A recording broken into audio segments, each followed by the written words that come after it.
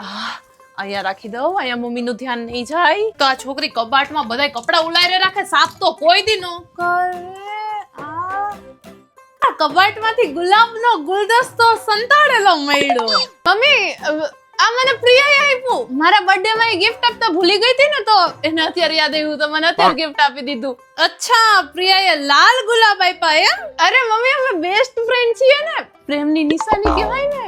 આટલી બધી ચોકલેટ? બેટા, ચોકલેટ એ પ્રિયાએ જ આપી લાગે છે કા? અરે મમ્મી યાર, તને ચોકલેટ કેટલી ભાવે છે, તારા માટે લઈ આવી છું. હા, મારા માટે તે ખાનામાં સંતાડીને રાખી હતી એમ.